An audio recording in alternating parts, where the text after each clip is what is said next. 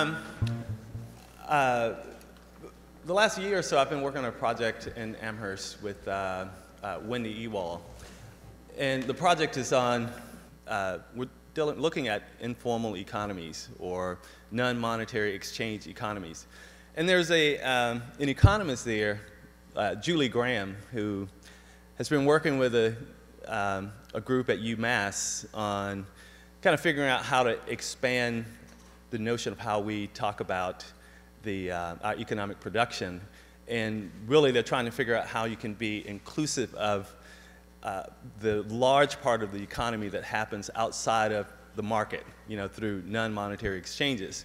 Now, when I started work on Project Row Houses, I didn't necessarily think of it as an economic endeavor, or that it was, really kind of setting a stage for some kind of economic production. But as time went on, this project became what, for this community in Houston, basically an economic engine for this neighborhood.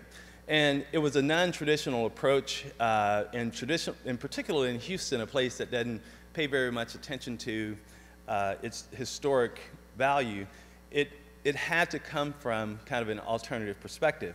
But what I didn't know at the time, that this alternative perspective and alternative engagement of economic production has actually become the foundation for basically the main source of economic development kind of in this immediate neighborhood, in terms of defining an opportunity for broader development to happen, in this neighborhood. So we've gone from, these little shotgun houses, doing those little houses and little small buildings, to actually doing larger scale new constructed housing projects to not only provide opportunities for people to live in, but it's also contributing to the economic viability of the community.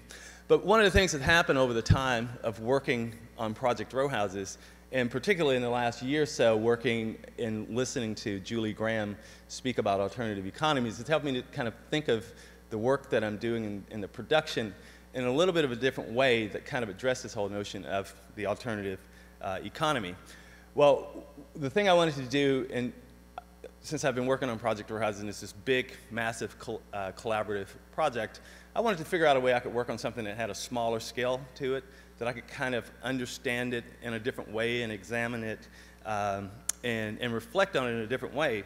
So with Project Row Houses, it started out from a community's perspective, based on the singularity of a house, the contribution of a house to a community. But that turned out to be a fairly large endeavor. So what I've tried to do now is figure out, how can I look at even a narrower perspective of that?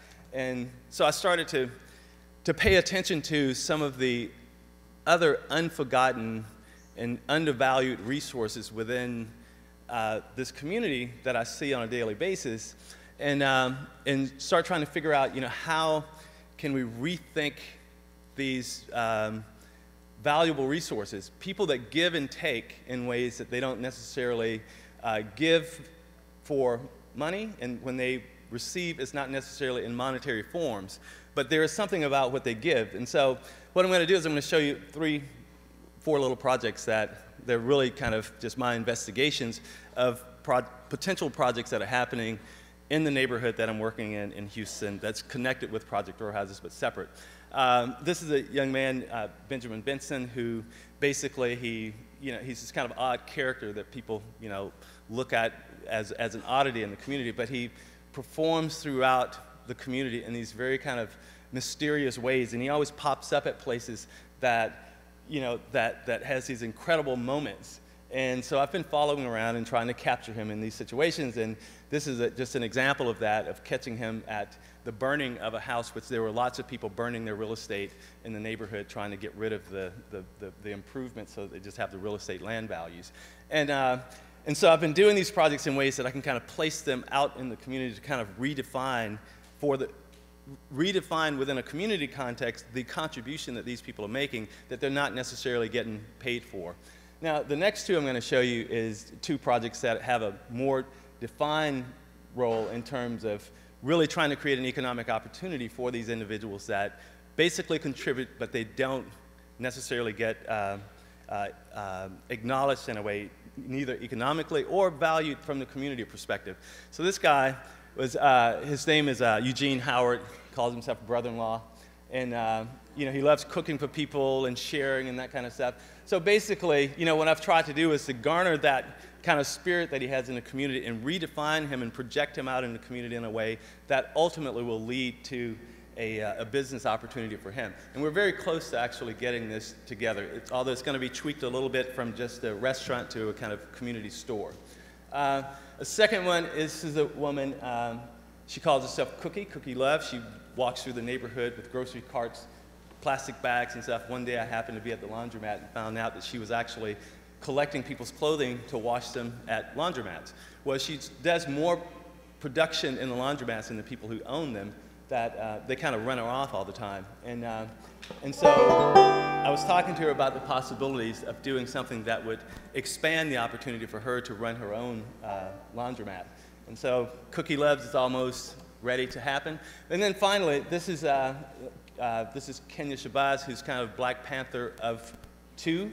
And, but, you know, this guy adds such value to the community in terms of his kind of presence of protecting the youth and providing security and safety, that I wanted to kind of create this kind of public campaign of him and to see if we could kind of give some legitimacy to what he's doing within the context of the neighborhood. And it's been very interesting to see that, you know, over the last year or so, he's grown from the Black Panther of 2 to about 9 now.